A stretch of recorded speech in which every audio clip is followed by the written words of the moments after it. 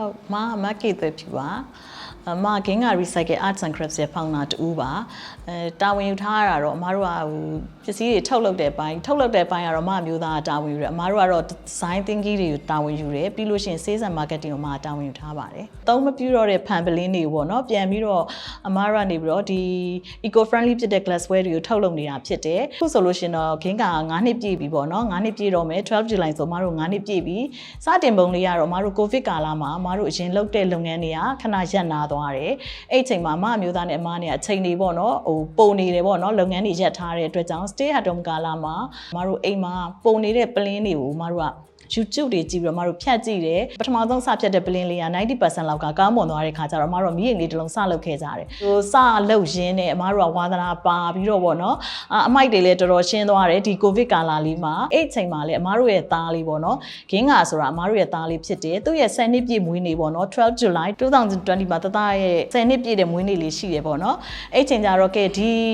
ဂင်းက recycle ဆိုပြီးတော့အမတို့တွေဒီလိုမျိုးအလုပ်ကလေးကိုစပြီးတော့လုပ်မယ်တသားကိုမွေးနေ့လက်ဆောင်ပေးမယ်အဓိကရွယ်ချက်ကတော့ new generation တွေကိုအမိုက်တွေ short ချပြီးတော့ပေါ့နော်ဒီလိုမျိုးအသုံးမပြုတော့တဲ့အရာတွေကနေပြီးတော့ creation တွေအများကြီးလုပ်နိုင်တယ်ဆိုတဲ့ awareness လေးကိုပေးခြင်းနဲ့ရည်ရွယ်ချက်နဲ့အမတို့ဒီလုပ်ငန်းလေးကိုစတင်ခဲ့တာပါcircular economy ကတော့ဒါအမှန်တိုင်းပြောတော့အမားတို့လုပ်ငန်းတွေအများကြီးပတ်သက်တယ်ဆက်နွယ်နေတယ်အမားတို့စလုပ်တဲ့ချိန်မှာအမားတို့ဒါတွေက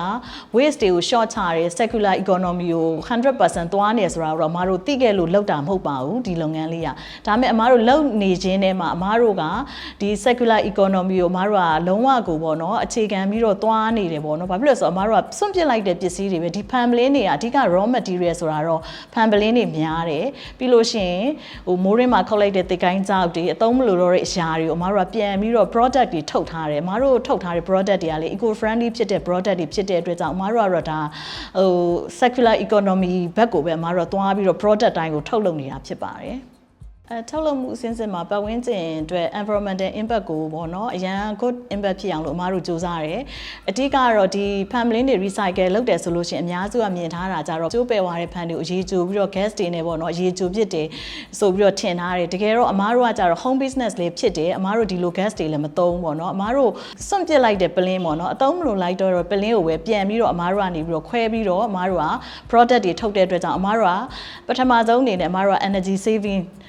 carbon emission အဲ့ဒါတွေအမားတို့ short ချထားတယ်ဘာဖြစ်လို့လဲဆိုတော့အမားတို့ကဖျောင်းနိုင်တဲ့တိုင်းနဲ့အမားတို့က fan plane အလုံး20လောက်ကိုခွဲနိုင်တဲ့အတွက်ကြောင့်အမားတို့ကဒါ gas တို့ပေါ့နော် energy saving ကိုအမားတို့အဓိက view site ထားတယ်ပြီးလို့ရှိရင် air pollution တွေပြီးလို့ရှိရင်အမားတို့ကကြာ raw material တွေမသုံးmineral resources တွေကိုမသုံးထားဘူးဒီစွန့်ပစ်လိုက်တဲ့ plane ကိုပဲပြန်ပြီးတော့ product ထုတ်တဲ့အတွက်ကြောင့် raw material တွေလည်းအမားတို့က saving ဖြစ်တယ် natural resources တွေလည်းအမားတို့ saving ဖြစ်ပါတယ်အဲ့တော့အမားတို့ကဒါ recycle လို့အများစုကပြောပေမဲ့အမားတို့တကယ်လုပ်ငန်းကကြာ upcycle လုပ်တဲ့လုပ်ငန်းပေါ့နော်အဲ့အတွက်ကြောင့်အမားတို့ကရာပေါ့နော်တဘာပတ်ဝန်းကျင်ကိုလည်းအမားတို့က saving လုပ်တယ်ပြီးလို့ရှိရင် energy saving carbon emission အဲ့ဒါတွေကိုလည်းအကုန်လုံး short ချထားပါတယ်partner အနေနဲ့ဆိုလို့ရှိရင် business အနေနဲ့ကတော့အမားတို့ကတော့ဒါတူးတဲ့ဘိုင်မှာဒါပေမဲ့တခြား association တွေ organization တွေနဲ့ပတ်သက်ပြီးတော့အမားတို့ကဘယ်လိုမျိုး partnership တွေလုပ်ပေးလဲဆိုတော့ပေါ့နော်awareness program တွေ workshop တွေဆိုလို့ရှိရင်တော့အမားတို့က partnership အနေနဲ့အမားတို့ပူးပေါင်းဆောင်ရွက်ပေးတယ်ပြီးတော့ကလေးတွေကိုအမားတို့ကျောင်းတွေမှာ awareness ပေးရမယ်ပြီးလို့ရှိရင် local community တွေမှာအမားတို့ကဒီ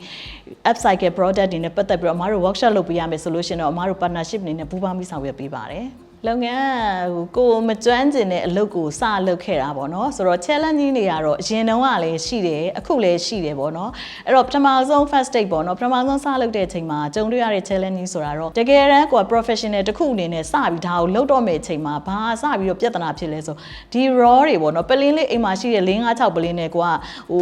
showroom တစ်ခုလုပ်လို့မရဘူး product တွေအများကြီးထုတ်လို့မရတဲ့အခါကျဒီလောက် amount အများကြီးပလင်းတွေဘယ်ရမလဲပေါ့နော်ပထမတစ်ချက်ဒုတိယတစ်ချက်ကျတော့မတို့ကဒီဟာကိုအများထုတ်မှာဖြစ်တဲ့အတွက်ကြောင့်ဒီ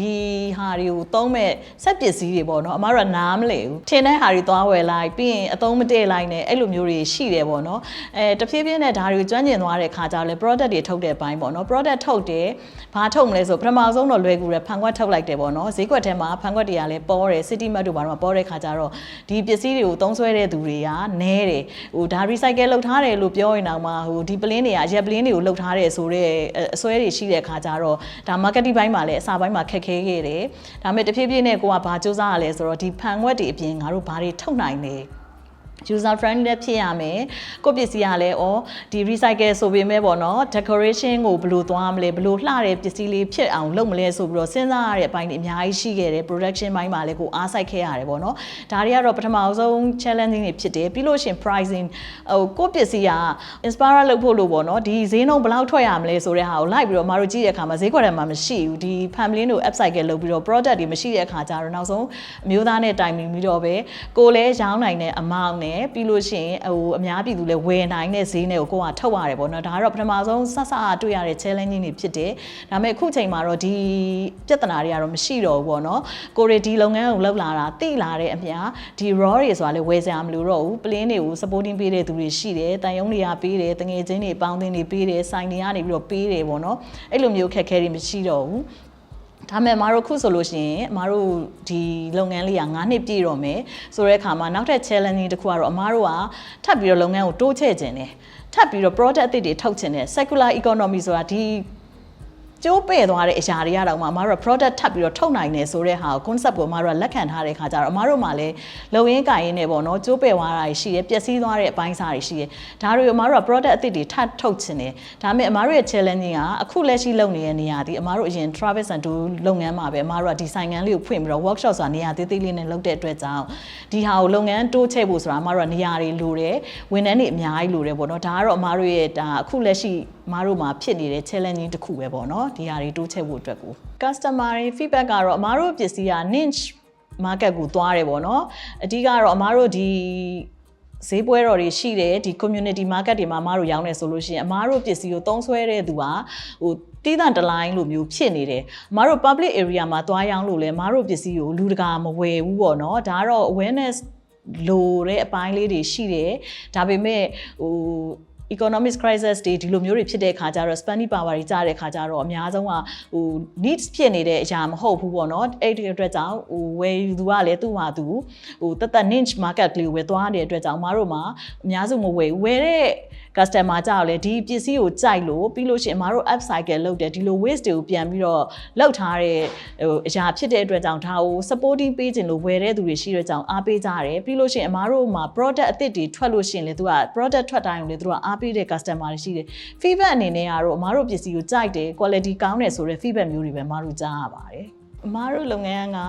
local community ကိုအဓိကအထောက်ပံ့ပေးတယ်လောက်ကင်ရှာဖွေတာထက်ပေါ့နော် local community ကိုထောက်ပံ့ပေးတယ်ဆိုတာဥပမာအမတို့ပြောရရင်အမတို့ကဒီ plane တွေပေါ့နော် plane တွေကတော့အမတို့ကဝယ်စရာမလိုအောင်လို့အမတို့ကပေးတဲ့သူတွေအများများတယ်ဒါပေမဲ့လေအမတို့ရက်ွက်သေးပဲဖြစ်ဖြစ်ဘယ်နာပဲသွားဒီ plane တွေကိုပလုံကောက်တဲ့ကလေးတွေရှိပါတယ်ဒ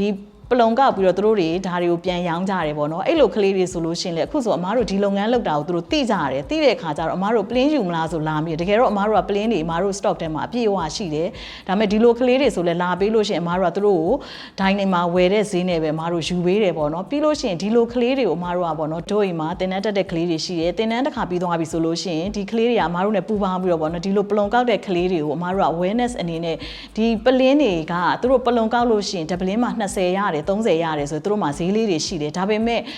ဒီပလင်းတွေကိုပလုံကောက်နေမဲ့အစားသူတို့ကနေပြီးတော့တေချာလေးပေါ့နော်လေ့လာခြင်းနဲ့စူးစမ်းခြင်းနဲ့ဆိုရင်အမားတို့ကသူတို့ကိုဒီလိုမျိုး upcycle လုပ်တဲ့ process တွေကိုအမားတို့ workshop လေးလုပ်ပြီးတေချာသင်ပေးတယ်အဲ့ထဲမှာမှတကယ်ကိုလေ့လာတဲ့ကလေးတွေတကယ်ကိုစိတ်ဝင်စားတဲ့ကလေးတွေဆိုလို့ရှိရင်လည်းအမားတို့ကတေချာလေးသင်ပေးတဲ့ခါကျသူတို့ရဲ့ဘဝလေးပေါ့နော်changes လေးဖြစ်သွားအောင်လို့ဒီပလုံကောက်နေမှာမဟုတ်ဘူးဒီလိုမျိုးအတတ်ပညာလေးတက်လို့ရှိရင်ဒီလိုမျိုးအတတ်ပညာလေးနဲ့ဘယ်လိုမျိုးကိုယ့်ရဲ့level လေးကဘယ်လိုမျိုးတက်သွားနိုင်လဲဘယ်လိုမျိုးစူးစမ်းလို့ရတယ်ဆိုတဲ့ဟာမျိုးလေးတွေအမားတို့လုပ်ပေးတယ်ပြီးလို့ရှိရင်လည်းအမားတို့ဒီမြောက်တကုံတို့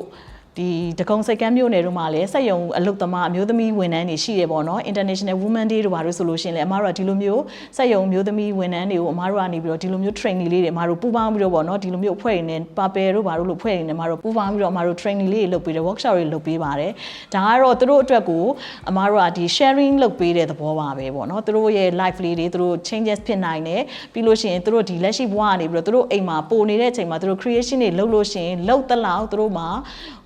အကျိုးရှိတယ်ဆိုတဲ့အကြောင်းလေးတွေကိုမတို့ကရှင်းပြပါတယ်ဒါလေးတွေက ကြည့်ပါတယ်ဟိုအမားတို့ကတော့ဒီကတော့အခုလက်ရှိကတော့9နှစ်ပြည့်တော့မယ်အမားတို့ home business အနေနဲ့လုပ်ပေးမယ်အမားတို့ကဒီထက်ပိုပြီးတော့ကြီးကျယ်တဲ့လုပ်ငန်းကြီးကိုဥဆောင်နိုင်တဲ့သူမျိုးတွေဖြစ်ချင်တယ်ပြီးလို့ရှိရင်အမားတို့ကနောက်9နှစ်10နှစ်မှာဆိုလို့ရှိရင်အမားတို့မှာလည်း vision တွေရှိပါတယ်အမားတို့ကဒီ circular economy ကိုပေါ့နော်အကောင်းဆုံးဥဆောင်နိုင်တဲ့လုပ်ငန်းတစ်ခုကိုအမားတို့သွားပြအောင်လို့လည်းအမားတို့စူးစမ်းနေပါတယ်ပြီးလို့ရှိရင်လည်းဒီစွန့်ပစ်လိုက်တဲ့အရာတွေစွန့်ပစ်လိုက်တဲ့ပစ္စည်းတွေကနေပြီးတော့ဒီလိုမျိုး eco friendly ဖြစ်တဲ့ product တွေအမားတို့ထုတ်ပေမဲ့အမားတို့က home decoration ဘက်ကိုလည်းအမားတို့အဓိကထားတဲ့အတွက်ကြောင့်ပေါ့နော်အမားတို့ရဲ့ product တွေကိုအကုန်လုံးကဂုဏ်ယူစွာနဲ့ပဲပေါ့နော်အိမ်မှာအလှဆင်နိုင်တဲ့ဟိုလုပ်ငန်းမျိုးအထီကိုအမားတို့ကသွားဖို့လို့ရည်ရွယ်ထားပါတယ်ပေးချင်ပါတယ်အဓိကတော့ recycle လုပ်တယ်ဆိုတာပေါ့နော်ဟိုကို